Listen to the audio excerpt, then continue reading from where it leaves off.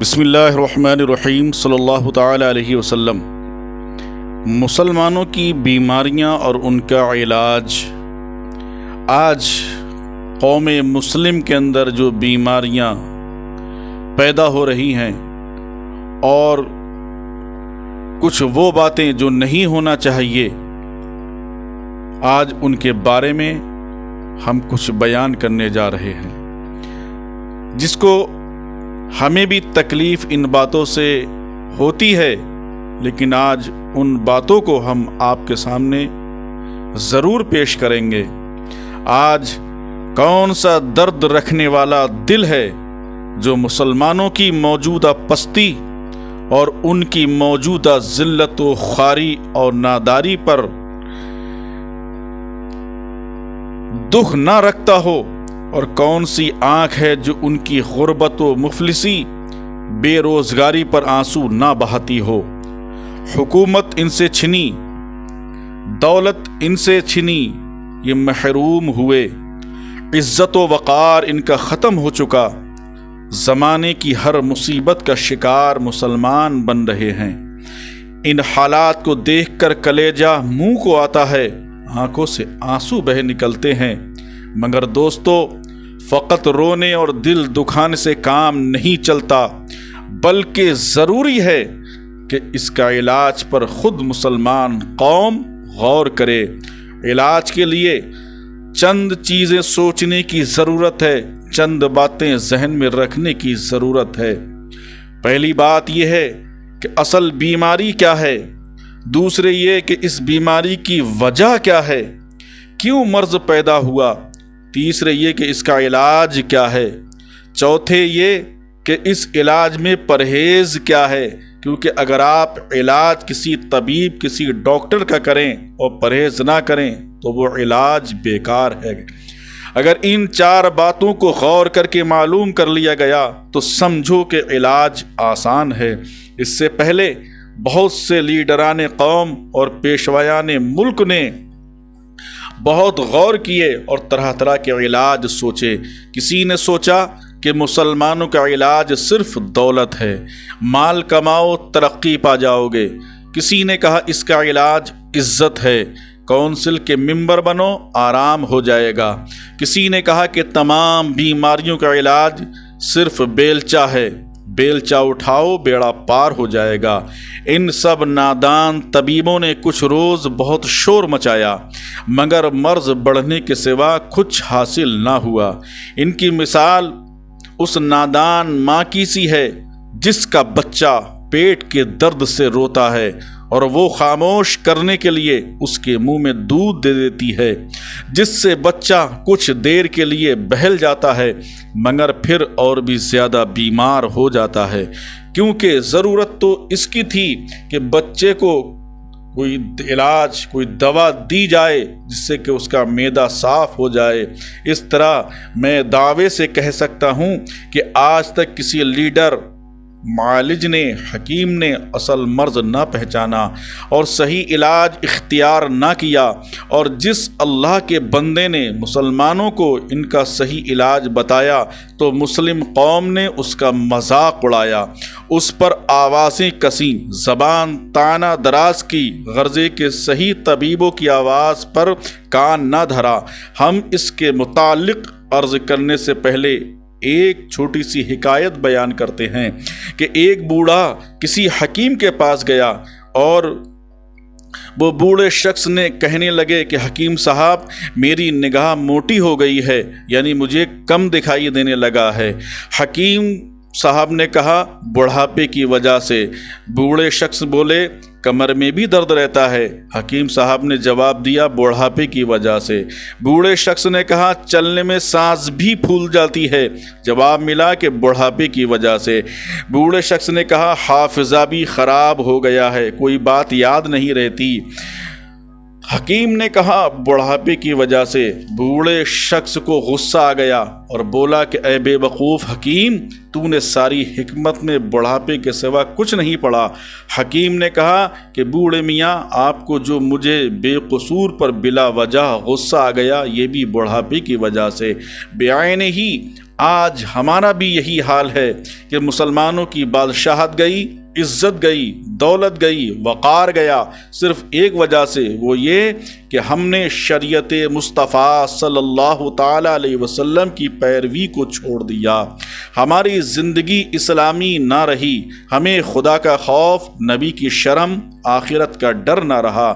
یہ تمام نحوستیں صرف اسی لیے ہیں، اسی لیے تو اعلیٰ حضرت عظیم البرکت فرماتے ہیں کہ دن لہو میں کھونا تجھے، شب صبح تک سونا تجھے، شرم نبی خوف خدا یہ بھی نہیں وہ بھی نہیں۔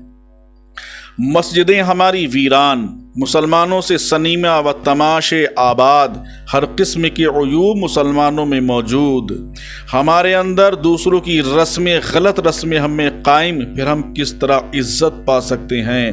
اور کسی نے کہا تھا، بلکہ محمد علی، اور کسی نے کہا تھا، اور وہ کہنے والے محمد علی، انہوں نے کہا تھا کہ بلبلو گل گئے لیکن ہم کو غم ہے کہ چمن کے جانے کا۔ دنیاوی تمام ترقیاں بلبلیں تھیں اور دولت ایمان چمن، اگر چمن آباد ہے ہزارہا بلبلیں پھر آ جائیں گی، مگر جب چمن ہی اجڑ گیا تو اب بلبلوں کے آنے کی کیا امید ہے؟ مسلمانوں کی اصل بیماری تو شریعت مصطفیٰ صلی اللہ علیہ وسلم کو چھوڑنا ہے۔ اب اس کی وجہ سے اور بہت سی بیماریاں پیدا ہو گئیں۔ مسلمانوں کی سدھا بیماریاں تین قسم میں منحصر ہیں۔ اول، روزانہ نئے نئے مذہبوں کی پیداوار اور ہر آواز پر مسلمانوں کا آنکھیں بند کر کے چل پڑنا۔ دوسرے، مسلمانوں کی خانہ جنگیاں اور مقدمہ بازیاں اور آپس کی عداوتیں۔ تیسرے، ہمارے جاہل باپ داداؤں کی ایجاد کی ہوئی خلاف شرع یا فضول رسمیں۔ ان تین قسموں کی بیماریوں نے مسلمانوں کو تباہ کر ڈالا کہ جو رسم پہلے سے چلتی آئی ہے اس کو آج بھی ہم قائم و دائم رکھیں گے۔ ان رسموں نے ہمیں تباہ و برباد کر دیا ہے۔ آپ شادیوں کی رسموں کو دیکھ لیجئے، اگر بچے کی پیدائش ہے تو ان میں غلط رسموں کو دیکھیے گا، آپ باراتوں میں رسموں کو دیکھیے گا، اللہ اکبر، گھر سے بے گھر بنا دیا، مقروض کر دیا، قرضدار کر دیا، غرضیے کے ذلت کے گڑھے میں ڈھکیل دیا۔ پہلی بیماری کا علاج صرف یہ ہے کہ مسلمان ایک بات خوب یاد رکھیں، وہ یہ کہ کپڑا نیا پہنو، مکان نیا بناؤ، غذائیں نئی نئی کھاؤ، ہر دنیاوی کام نئے نئے کرو، مگر دین وہی 1300 برس والا پرانا اختیار کرو۔ یہ مسلمانوں کا ذہن بن گیا ہے کہ ہم کپڑے نئے پہنتے ہیں، غذائیں کھانے نئے نئے کھاتے ہیں، ہر چیز میں ترقی ہو رہی ہے، مگر دین تو پرانا 1300-1400 سال پرانا ہم لیے بیٹھے رہے۔ ہمارا نبی پرانا، دین پرانا، یاد رکھو، کان کھول کے سن لو، ہمارا نبی پرانا، ہمارا دین پرانا، قرآن پرانا، کعبہ پرانا، خدا تعالی قدیم، ہم اس پرانی لکیر کے فقیر ہیں۔ یہ کلمات وہ ہیں جو اکثر حضرت قبلہ عالم پیر سید جماعت علی شاہ صاحب مرحوم مغفور پیر طریقت علی پوری فرمایا کرتے تھے، اور اس کا پرہیز یہ ہے کہ ہر بد مذہب کی صحبت سے بچو اور اس انسان کے پاس بیٹھو جس کے پاس بیٹھنے سے حضور صلی اللہ علیہ وسلم کا عشق اور اتباع شریعت کا جذبہ پیدا ہو۔ اس شخص کے پاس بیٹھو جو تمہیں اچھی باتیں بتائے، اس شخص کے پاس بیٹھو جو تمہیں شراب سے بچائے، جوئے سے بچائے، تمہیں دنگا فساد لڑائی جھگڑے سے بچائے، تمہیں اکسانے سے بچائے۔ اپنے ذہن سے تم خود اپنا کام کرو۔